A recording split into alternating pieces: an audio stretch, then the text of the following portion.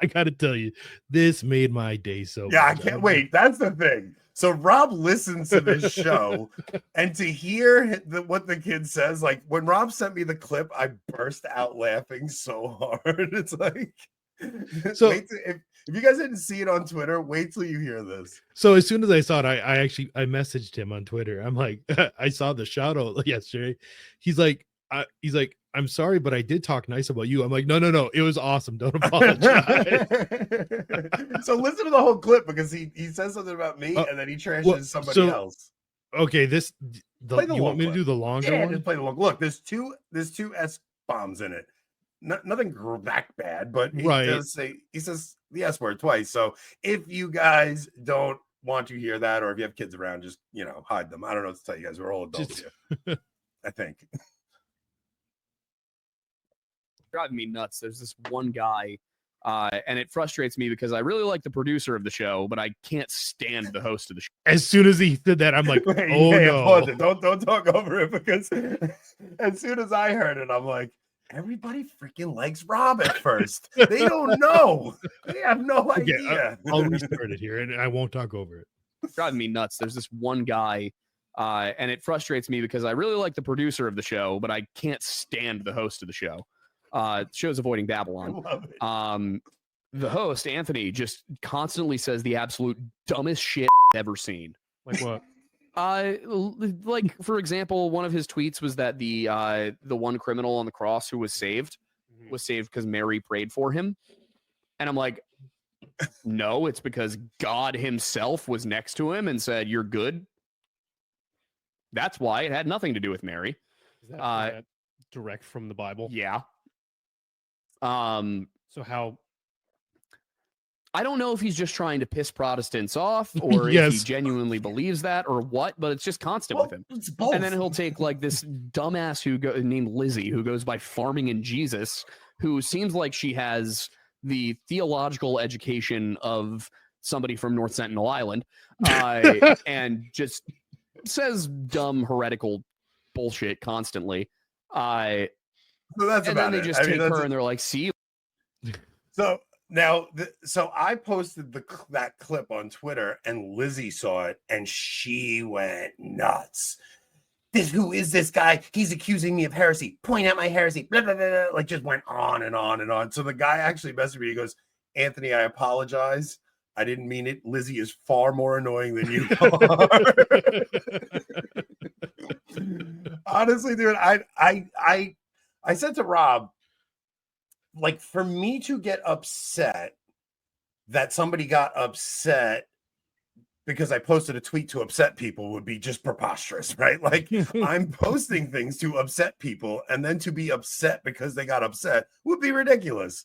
So when somebody says something like that, at least he added the context of that tweet. Like, I didn't know if he actually watched, because he said Avoiding Babylon podcast. So I didn't know if, like, he thought I said dumb things on here, which is drastically different than my tweets, right? Yes, like, you are different on, well, generally speaking, you're different on here than your tweets. So yeah, I think it was hilarious. I have no hate towards the guy. I don't care. But I was thinking, maybe it's just like everybody that watched this segment should go annoy the crap out of the kid. I'm just like, maybe. Don't be mean. But no, not be mean. I'm just saying, maybe. So what's funny? So they have a few channels, and one of them is called the Weird Bible Podcast. I think they should get you on for the Weird Bible Podcast to talk about some things. I would do that. I think you'd actually be good on it. I've never watched it because, like, I like them talking about weird missing person cases, not about their Protestant interpretation of the Bible. It sounds like he's like, first off, he said he was Protestant. He did say he was Protestant. It sounds like he might be like looking deeper into things and maybe not staying a Freemason. I don't know. I don't want to make assumptions. That's one of the things that, like, kind of keeps me like interacting with them, because, like I said, they started off their channel, about these weird legends and stuff in Bigfoot. And then when they actually looked into it, they realized, no, this is all BS. And now they're kind of working against that. So like I've seen him change his mind about things. Yeah.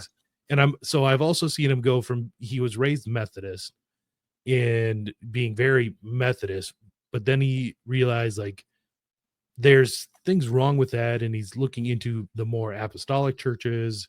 He looked into Eastern Orthodoxy for a while, and now he's looking into Anglo-Catholicism. So like I actually put him in touch with Calvin Robinson to yeah, listen, you don't know where somebody's going to end up.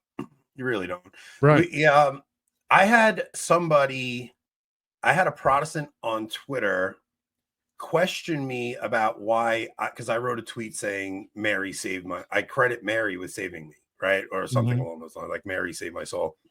And they asked me about it, but they were sincere in questioning me. Like it wasn't, they were like, look, I just heard that Protestants removed 7 books from the Bible, and I'm kind of perplexed by this. Like, what do you mean by this? And they were honest about it. So I kind of just explained it like, look, did you ever hear a Protestant say, hey, we're in the business of saving souls? Like a Protestant will say, like, we're about the business of evangelization. We're out here saving souls, something like that, right? Now, something happened in my life where I credit Our Lady with bringing me to her son. So that's kind of how I explained it to him. And he was like, that actually makes perfect sense. So as crazy as these ridiculous tweets sound, and oftentimes they are, there are times where somebody sees them and like makes them go, wait a minute, can you explain this to me? Well, it's 2 things. Number one, I still hate that you were right about that tweet. But like, so when he went after you on Twitter for that tweet. Yeah. And I sent him the quote from St. Peter Damian to be like, this quote did happen before the schism with the Orthodox. Like, yeah. So, maybe you actually want to maybe consider what Anthony said a little bit more. But what was I going to say? It's like that tweet that Eric Salmons put out recently, more or less saying like, everyone's different. You can't expect like a single apologetic method to work for everyone. Everyone has a different method that's going to work for them. And sometimes that means Anthony's stupid trolling is going to be what actually gets people. It's so weird how God works though. Look, there are people whose hearts are hardened, right? And no matter what you say to them, you could give them the most amazing apologetic imaginable and it doesn't shift them. But then there's somebody who has an open heart, and God will use anything to just strike a chord with them, which this one guy, it happened to be, he heard that the Protestants removed 7 books. Now, how many times are Protestants and Catholics fighting over 66 books versus 73 books? And you don't know if it was something obnoxious somebody said, but whatever it was, my obnoxious tweet then led him to ask me a question. Now the guy's following me. And I've had a lot of people send me DMs. A lot of Protestants send me DMs and ask me about things deeper. And like, if anybody ever does that, I'll always spend the time to talk to them. There was something I saw on Twitter this last week was someone, I think his name's Ryan, I forget his name, but he was actually tweeting how he's coming into the church on Easter at the Easter Vigil. And it all started when Bree Solstad on Twitter wrote a tweet about Mary being the mother of God. And this Protestant at the time responded, Mary is the mother of Jesus, not the mother of God. And she tweeted something along the lines like, you're a Nestorian heretic. Yeah. And that actually got him to look into Nestorianism, look into Mariology and Christology.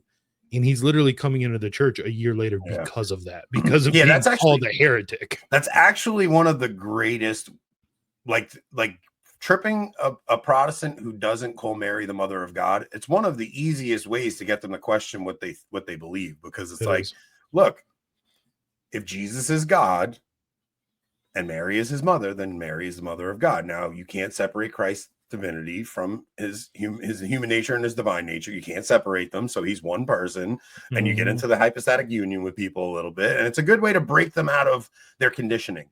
It forces them to consider like actual philosophy and logic and reason, and not just taking Bible verses out of context. Yeah.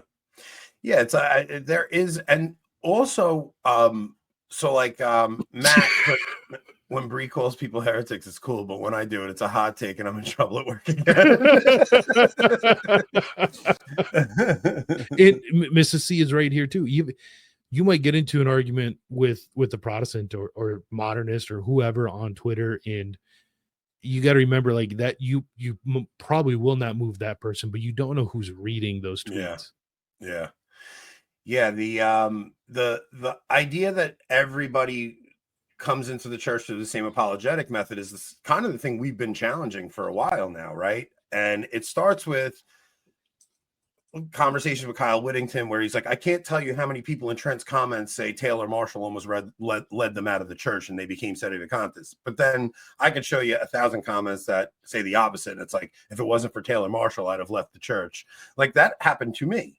It was a show with Taylor, Tim Gordon, and Patrick Coffin talking about the problems in the church. And I was like, finally, somebody talking. I'm not crazy. Like, it's nice to, some people need to hear they're not nuts for seeing what they're seeing.